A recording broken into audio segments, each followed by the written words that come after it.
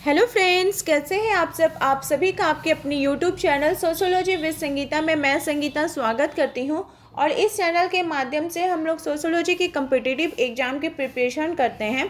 अभी जो हमारे क्लासेस चल रहे हैं उसमें हम लोग झारखंड लेडी सुपरवाइज़र का सोशियोलॉजी का सिलेबस को कवर कर रहे हैं। Unit wise topic wise cover किया जा रहा है। और साथ ही साथ मेरी पूरी कोशिश रहती है कि आप लोगों तक मिसलेनियस क्वेश्चंस या सोशियोलॉजी के कोई भी एक्स्ट्रा मटेरियल उसको वो एमसीक्यू फॉर्म में मैं लेकर आती रहती हूँ। तो ये मिसलेनियस क्वेश्चंस का पार्ट 4 चल रहा है जिसमें हम लोग इम्पॉर्टेंट क्वेश्चंस को देखेंगे। और ये सारे क्वेश्चन सिर्फ आपको आपके एग्ज़ाम के लिए, झारखंड लेडी सुपरवाइजर एग्ज़ाम के लिए हेल्पफुल नहीं होगा, बल्कि अगर आप यूपी पीजीटी का तैयारी कर रहे हो, आप सोशियोलॉजी बेस्ट कोई भी एग्ज़ाम दे रहे हो, आप बिहार का ही क्यों ना भी एग्ज़ाम दे रहे हो, उसमें भी आपको ये बहुत ही ज़्यादा हेल्पफुल होने वाली है। और एक इन्फॉर्मेशन मैं भी देना चाहती हूँ कि जो भी स्टूडेंट्स सोशियोलॉजी के पेड ग्रुप से जुड़ना चाहते हैं, झारखंड लेडी सुपरवाइज़र का पेड ग्रुप व्हाट्सएप में एक है, उससे आप ज़रूर जुड़ सकते हैं। वहाँ पे नोट्स प्रोवाइड किए जाते हैं, प्रीवियस ईयर क्वेश्चन दिए जाते हैं, एमसीक्यू फॉर्म में एक्स्ट्रा क्वेश्चंस दिए जाते हैं। तो उसका जो प्रोसेस है पेड ग्रुप ज्वाइन करने का, आप डिस्क्रिप्शन बॉक्स को एक बार रीड कर लीजिएगा। और अगर आपको फिर भी कोई प्रॉब्लम है तो ज़रूर मुझे कॉन्टेक्ट कीजिएगा। और एक और बात है कि आप लोग अपना प्रिपरेशन इसी प्रकार से जारी रखिए और सोशियोलॉजी का बेस्ट से बेस्ट आप लोग को तैयारी करवाया जाएगा। तो आज का जो हमारा पहला क्वेश्चन पूछा जा रहा है कि शारदा एक्ट क्या रोकने के लिए पारित हुआ था। हम लोगों ने शारदा एक्ट के बारे में पढ़ा होगा। तो ये बाल विवाह रोकने के लिए पारित हुआ था। शारदा एक्ट के बारे में हम लोग डिटेल्स में जानते हैं कि जो प्रसिद्ध शिक्षाविद डॉक्टर हरविलास शारदा के प्रयासों से बाल विवाह निषेध कानून, जिसको शारदा एक्ट के नाम से जाना जाता है, लॉर्ड इरविन के कार्यकाल में पारित हुआ। और इस कानून में लड़कों की विवाह की उम्र 18 वर्ष और लड़कियों की 14 वर्ष निर्धारित की गई थी। नेक्स्ट क्वेश्चन है कि दहेज निरोधक अधिनियम किस वर्ष पारित हुआ था। तो दहेज निरोधक अधिनियम 1961 में पारित हुआ था। और ये जो दहेज निरोधक अधिनियम है ये मई 1961 में राष्ट्रपति की स्वीकृति के बाद 1 जुलाई 1961 को दहेज निरोधक अधिनियम बना। और इस अधिनियम के अंतर्गत दहेज लेने या दहेज देने पर रोक लगा दी गई। और ऐसा करने पर संबंधित व्यक्ति को 5,000 रुपये का जुर्माना और 6 माह का कारावास या दोनों दंड का विधान किया गया। केंद्र सरकार ने 1984 में दहेज निरोधक संशोधन कानून पारित किया, जो 2 अक्टूबर 1985 को लागू किया गया। इसमें जुर्माने की राशि बढ़ाकर 10,000 और कारावास की जो अवधि है वो 2 वर्ष कर दी गई। पुनः 1986 में इसमें संशोधन करते हुए जुर्माना की जो राशि है वो 15,000 एवं कारावास की अवधि को 5 वर्ष से कर दिया गया। साथ ही साथ इसे गैर जमानती अपराध भी माना जाने लगा, ताकि दहेज निरोधक ये जो कुप्रथा है उसको रोकथाम किया जा सके। सजा कड़ा होगा तो रोकथाम भी होगा अच्छा से। यहाँ पे आपके 4 अधिनियम है। तो दहेज निरोधक अधिनियम 1961 में, हिंदू विवाह अधिनियम 1955 में, हिंदू उत्तराधिकारी अधिनियम 1956 में, और घरेलू हिंसा अधिनियम 2005 में। बहुत इंपॉर्टेंट क्वेश्चन है, इसको जरूर आप लोग याद कर लीजिए डेट को, क्योंकि इससे रिलेटेड आपको क्वेश्चन देखने को मिलेंगे ही। नेक्स्ट क्वेश्चन है कि भारत सरकार द्वारा पहला भ्रष्टाचार निरोधी अधिनियम कब पारित किया गया था। क्या भ्रष्टाचार निरोधी अधिनियम ये 1947 में पारित किया गया था, जिसको फर्स्ट एक्ट अगेंस्ट करप्शन बोला जाता है। भारत सरकार द्वारा पहला भ्रष्टाचार निरोध अधिनियम है, 1947 में पारित किया गया। तत्पश्चात 1988 में भ्रष्टाचार निरोधी अधिनियम फिर पारित किया गया और वर्ष 2018 में इसे पुनः संशोधित करके रिश्वत लेने के अलावा रिश्वत देने को भी अपराध की श्रेणी में रख के शामिल किया गया। इसके अलावा व्यक्तियों और साथ ही साथ कॉरपोरेट इकाइयों द्वारा ऐसे कार्यों को अंजाम दिए जाने पर कारागार मतलब उनको जेल में देने जाने का प्रावधान किया गया। नेक्स्ट क्वेश्चन है कि समान पारिश्रमिक अधिनियम किस वर्ष पारित किया गया था।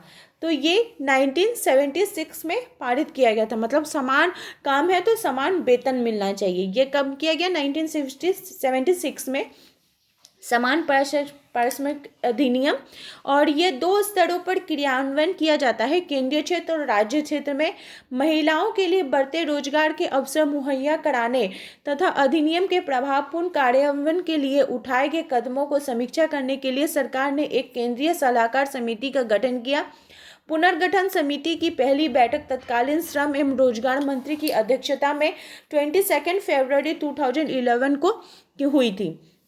नेक्स्ट क्वेश्चन है कि पिछली जाति जनगणना किस वर्ष से संपन्न हुई थी।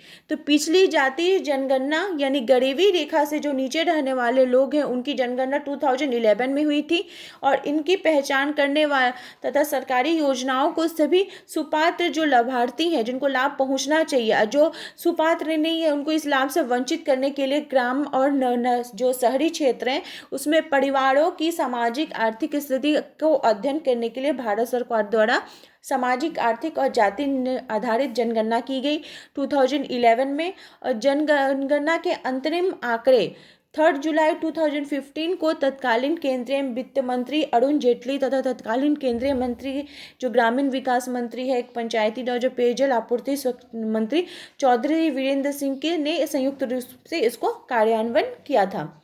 नेक्स्ट क्वेश्चन है कि पुनर्शक्तिकरण आंदोलन सिद्धांत किससे संबंधित है। पुनर्शक्तिकरण आंदोलन सिद्धांत ये किससे संबंधित माना गया है। तो ये वालेस से संबंधित है। पुनर्शक्ति ये जो आंदोलन है ये आखिर है क्या। तो पुनर्शक्ति आंदोलन जो होता है इसमें समूह के सदस्यों के द्वारा जानबूझकर किया गया आंदोलन है। इसमें संगठित चेतना पर जोर देकर नई संस्कृति का निर्माण किया जाता है जिसको कि पुनर्शक्ति का फिर से उसको गठन किया जा रहा है। नेक्स्ट क्वेश्चन है कि नारी मुक्ति के लिए निम्न चरण किसने सुझाए हैं। गृहस्थ महिलाओं की भूमिकाओं की समाप्ति, परिवार की समाप्ति, ये किनके द्वारा बोला गया है। नारी मुक्ति के लिए निम्न चरण किनके द्वारा बोला गया है। तो यहाँ पे राइट आंसर हो जाएगा ओकले ने नारी मुक्ति के लिए सुझाव दिया था। ठीक है। नेक्स्ट क्वेश्चन है कि श्री नारायण धर्म परिपालन आंदोलन मुख्य रूप से परिवर्तित किया गया। क्या बोला जा रहा है कि श्री नारायण धर्म परिपालन आंदोलन को किसने प्रमुख रूप से इसको चेंज किया। तो एझावा में स्वामी जो विवेकानंद है उनके प्रशंसक डॉक्टर पल्पू ने एझावा समुदाय के अधिकारों के लिए एझावा सभा नामक एक संगठन बनाने का प्रयास किया जो असफल रहा। और 1888 में श्री नारायण गुरु ने शिवलिंग की स्थापना कर केरल की पुरानी सामाजिक व्यवस्था को समाप्त कर सामाजिक पुनर्जागरण का आरंभ किया। उन्होंने ताड़ी का काम करने वाली जाति एझावा को संगठित कर श्री नारायण धर्म परिपालन योगम की स्थापना की थी। नेक्स्ट क्वेश्चन है कि भारत में राष्ट्रीय स्वाधीनता आंदोलन का अध्ययन किसने मार्क्सवादी परिप्रेक्ष्य में किया। क्या पूछा जा रहा है कि भारत में राष्ट्रीय स्वाधीनता आंदोलन का अध्ययन किसने मार्क्सवादी परिप्रेक्ष्य में किया। तो इसका राइट आंसर हो जाएगा AR देसाई ने भारतीय राष्ट्रवाद के सामाजिक पहलुओं पर अपने डॉक्टरेट का शोध ग्रंथ लिखा जिस पर उन्होंने 1946 ईस्वी में डिग्री प्रदान की गई और 1948 में उन्होंने thesis the social background of Indian nationalism प्रकाशित की जो उनके द्वारा किए गए कार्यों में सबसे बेहतरीन है। इस पुस्तक में देसाई ने भारतीय राष्ट्रवाद का मार्क्सवादी विश्लेषण किया जिसमें आर्थिक प्रक्रियाओं एवं विभाजनों को महत्व दिया गया। DP मुखर्जी ने भारतीय परंपराओं को समझने के लिए मार्क्सवादी परिप्रेक्ष्य को अपनाया था। नेक्स्ट क्वेश्चन है कि निम्नलिखित में से कौन सा सामाजिक आंदोलन का अनिवार्य लक्षण नहीं है। क्या पूछा जा रहा है कि सामाजिक आंदोलन का अनिवार्य लक्षण नहीं है। यहाँ पे आपके 4 ऑप्शन दिए गए तो राइट आंसर हो जाएगा क्रांति जो है ये सामाजिक आंदोलन का अनिवार्य लक्षण नहीं है जबकि सामूहिक लामबंदी विचारधारा तथा परिवर्तन की ओर दिशा सामाजिक आंदोलन का अनिवार्य लक्षण माना जाता है। नेक्स्ट क्वेश्चन है कि निम्नलिखित में से कौन परिवर्तन संवर्धक आंदोलन नहीं है। तो परिवर्तन संवर्धक आंदोलन नहीं के बारे में पूछा जा रहा है। यहाँ पे 4 ऑप्शन है साक्षरता आंदोलन, महिला मुक्ति आंदोलन, दलित आंदोलन और आरक्षण विरोधी आंदोलन। ये परिवर्तन संवर्धक आंदोलन नहीं है। जैसा कि हम जानते हैं कि जो महान दार्शनिक थे अरस्तु जी, उनका कहना था कि परिवर्तन संसार का नियम है। परिवर्तन किसी भी वस्तु, विषय और विचार में समय के अंतराल के साथ उत्पन्न हुई भिन्नता को कहा जाता है। एक समय से एक समय के अंतराल को हम परिवर्तन बोलते हैं। परिवर्तन जो है एक बड़ी अवधारणा है जो जैविक, भौतिक तथा सामाजिक तीनों जगत में पाई जाती है। निश्चित और निरंतर परिवर्तन मानव समाज की विशेषता है। सामाजिक परिवर्तन का विरोध होता है क्योंकि समाज के जो रूढ़िवादी तत्व प्राचीनता से ही चिपटे रहना पसंद करते हैं। स्त्री स्वतंत्रता और समान अधिकार की भावना, स्त्रियों की शिक्षा, पर्दा प्रथा की समाप्ति, स्त्रियों का आत्मनिर्भर होना, बाल विवाह प्रथा पर रोक, यौन शोषण पर रोक, विधवा विवाह की प्रथा, भ्रूण हत्या, ये सब अगर हम समाप्ति करते हैं तभी तो समाज का संवर्धन होगा, समाज के अंतर्गत परिवर्तन हमें देखने को मिलेगा। नेक्स्ट क्वेश्चन है कि किसने भारतीय संदर्भ में किसान आंदोलन का अध्ययन किया। भारत के संदर्भ में किसान आंदोलन का अध्ययन D.N. धनागरे जी ने किया था, जिसको कि बोला जाता है पीजन मूवमेंट इन इंडिया, और ये 1920-1950 में उन्होंने इस पुस्तक में अपना इसका वर्णन किया था। नेक्स्ट क्वेश्चन है कि अनुष्ठान प्रदूषण के मुख्य आधार हैं। ये क्या है, क्या बोला जा रहा है? जो अनुष्ठान प्रदूषण के मुख्य आधार है, तो ये इसको क्या बोला जा रहा है? तो ये जन्म, शारीरिक उत्सर्जन एवं मृत्यु। अनुष्ठान जो है ये मुख्य आधार है क्योंकि जीवन यात्रा संबंधित संस्कारों में मुख्यतः जन्म, युवा होने से पूर्व, वयसंधि, विवाह एवं मृत्यु संस्कारों की परंपरा है, जिनका उद्देश्य व्यक्ति की आत्मोन्नति हेतु प्रदूषण को दूर करके शुद्धिकरण करना होता है। हमारा नेक्स्ट क्वेश्चन है, पूछा जा रहा है कि एस.सी. दुबे द्वारा 2 चरणों में बताई गई अनुष्ठान शुद्धि क्या है। तो 2 चरणों में उनके द्वारा बताई गई जो अनुष्ठान शुद्धि है वह है लंबी स्नान प्रक्रियाएं तथा दीक्षा अनुष्ठान। ये एस.सी. दुबे जी द्वारा बताई गई है। ठीक है, एस.सी. दुबे जो है वो भारतीय समाजशास्त्री हैं, जिसमें उन्होंने अनुष्ठान शुद्धि के लिए लंबे स्नान प्रक्रियाएं और दीक्षा अनुष्ठान को माना है। नेक्स्ट क्वेश्चन है कि सहजातीयता क्या है। गर्व करना किस पे? सहजात, अपने समुदाय पर, अपनी व्यक्तिता पर, और जिस वर्ग के साथ उसका संबंध, उसके साथ अपनी पहचान कायम कर रखने की आदिम भावना रखना, या अपने धर्म पर। तो सहजातीयता क्या गर्व करना है? अपने, उनके जो समुदाय के लोग हैं उस पर गर्व करना है, या फिर जिस वर्ग के साथ उसका संबंध है उसके साथ अपनी पहचान कायम रखने के लिए आदिम भावना रखना, ये हो जाएगा। सहजातीयता का तात्पर्य होता है गर्व करना। किस पे गर्व कर रहे हैं? तो हम जिस वर्ग के अंतर्गत हैं, हम जिस वर्ग के समूह के सदस्य हैं, ठीक है, उसका पहचान को हम अपनी आदिम भावना से जागृत रखते हैं। इसलिए रॉबर्ट रेडफील्ड के अनुसार सहजातीयता जो है वह लघु समुदाय का एक रूप है। नेक्स्ट क्वेश्चन है कि प्रक्रिया का अर्थ है। प्रक्रिया का अर्थ क्या है? परिवर्तन प्लस निरंतरता। प्रक्रिया का क्या अर्थ है? परिवर्तन की निरंतरता से, अर्थात प्रक्रिया जो है यह परिवर्तन की निरंतरता से संबंधित है। जब परिवर्तन एक निश्चित दिशा में निरंतर हो तो वो उद्विकास होता है, अर्थात उद्विकास मतलब परिवर्तन प्लस दिशा, याद रखिएगा, इंपॉर्टेंट है। नेक्स्ट है कि पिग्मेलियन प्रभाव वाक्यांश किसकी रचना से लिया गया है। तो पिग्मेलियन प्रभाव, ये जो वाक्यांश है ये आपका जॉर्ज बर्नार्ड शॉ के प्रसिद्ध नाटक पिग्मेलियन से लिखा गया है, जिसमें प्रमुख पात्र हिंगिस एक उज्जड़ गांव लड़की को तराश कर इतना सभ्य बना देता है कि राज परिवार भी उसे नहीं पहचान पाता। इस नाटक के माध्यम से पिग्मेलियन प्रभाव का वाक्यांश आधुनिक भारतीय समाजशास्त्र के मनोविज्ञान के रूप में देखा जा सकता है।